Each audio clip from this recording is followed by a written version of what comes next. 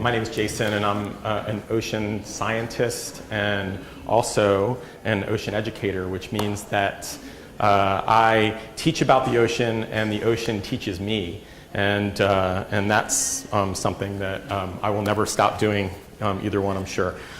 So I want to talk to you about some of the ways in which I've tried to put my efforts into ocean education more directly in the last about 10 years, and working specifically with a team at Stanford, at Hopkins Marine Station, and a group at the University of Gothenburg at their beautiful marine lab in Christineberg. And we have a new grant, luckily, that we got.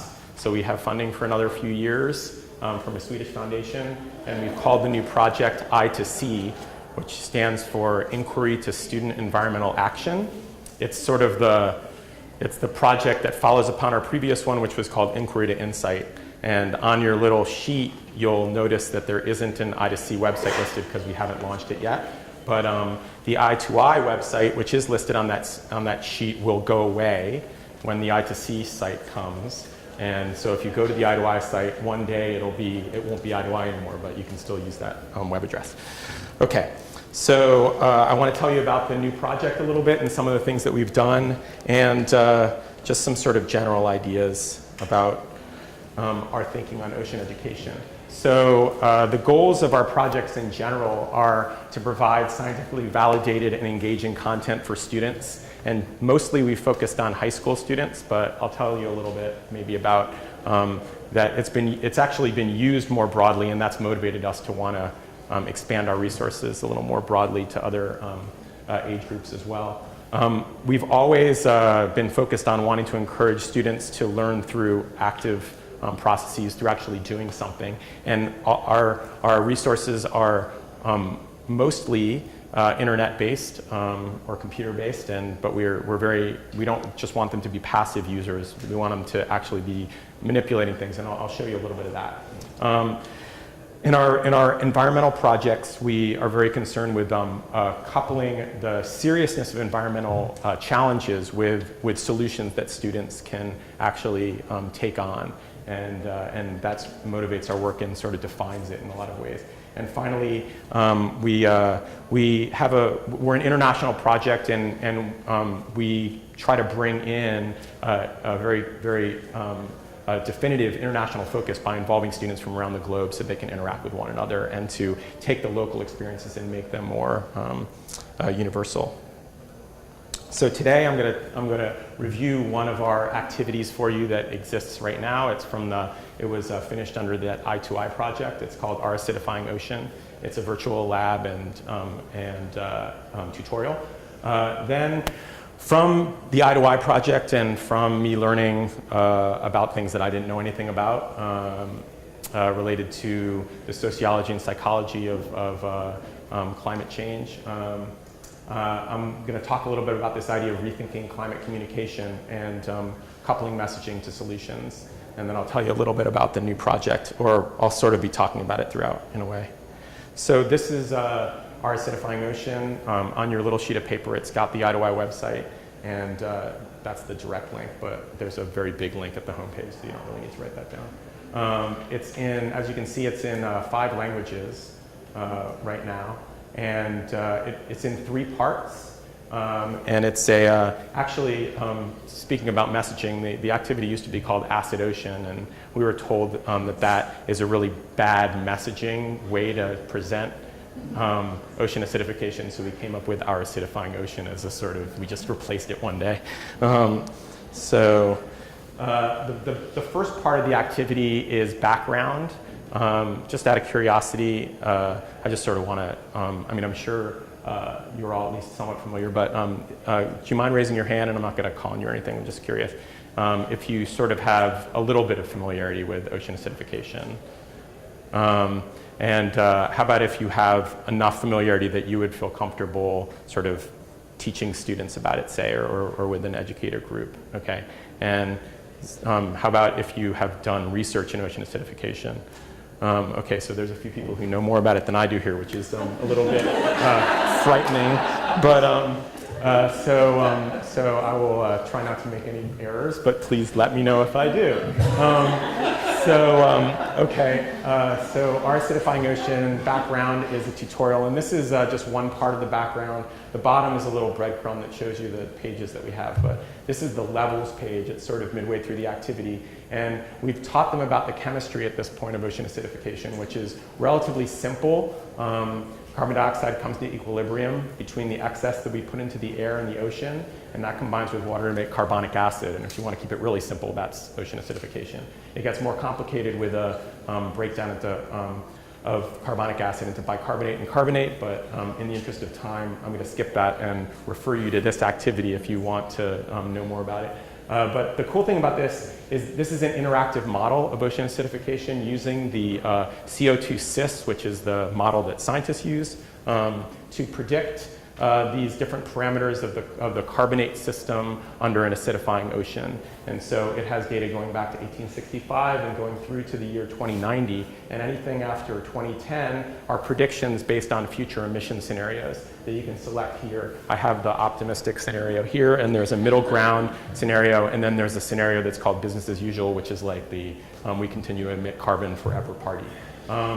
So you can drag this slider bar up and down, and then not only will the numbers change in accord with the model, but these icons change in size as a sort of visual cue to that. And on the far side, there is an indication of what effect that might have on calcification of organisms. And I'm going to just move on past that right now, but just to say that there's a predicted effect on calcification, and I'm happy to talk to anybody about that, or I'll refer you to the other people here who know more about it than I do. This is the second part. It's a virtual lab, and in the lab, students actually manipulate the equipment on the lab bench. Here, some of the elements are missing, which is really strange in this image. I'm not sure what happened. That's bizarre. But in any case, there actually are two beakers here, and you take measurements. You do see that this invisible beaker right here, which is the pH 7.71, I don't know where it went,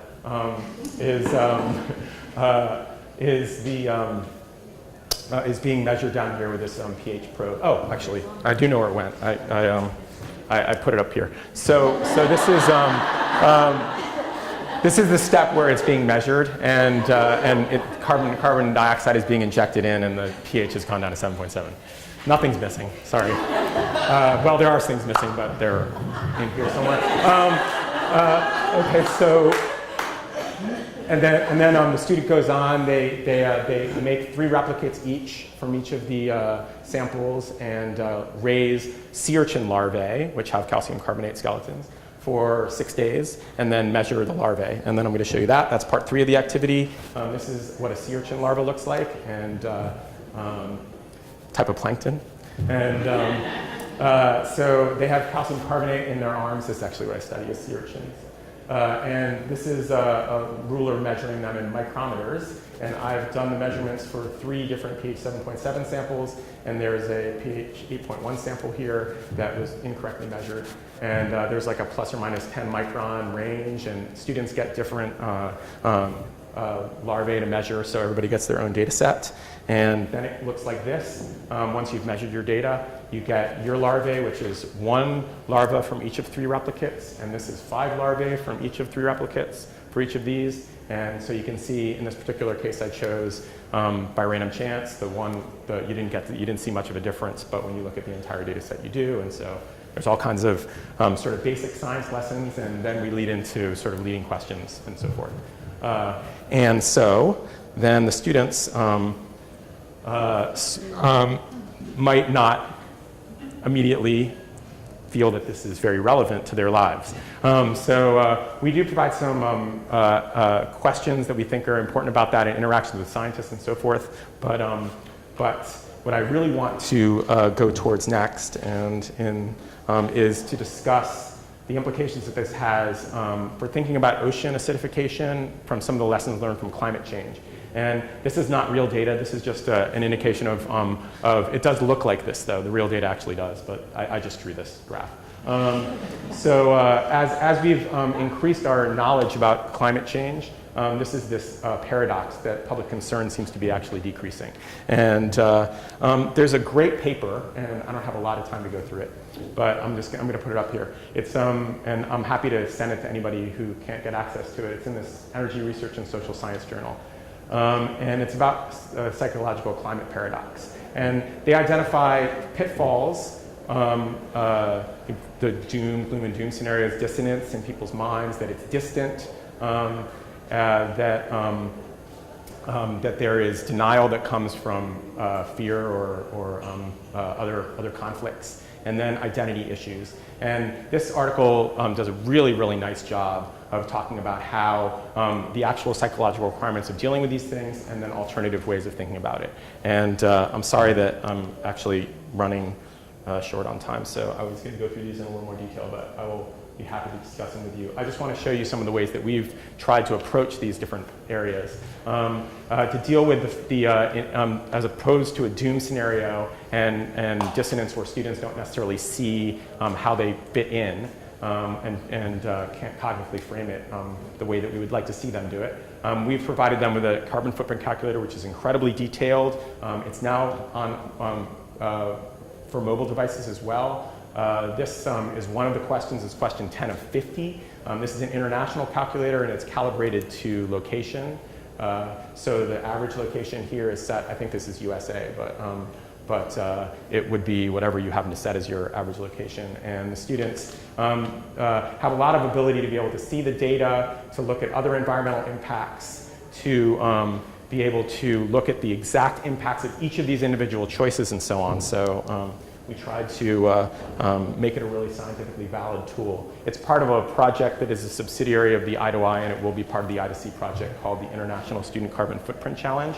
There's a little image of that on the back of the thing I sent you. And I want to quickly show you this discuss page, which after they do their calculations, students go on this, this forum where they have conversations with other students from around the world, and it's totally amazing.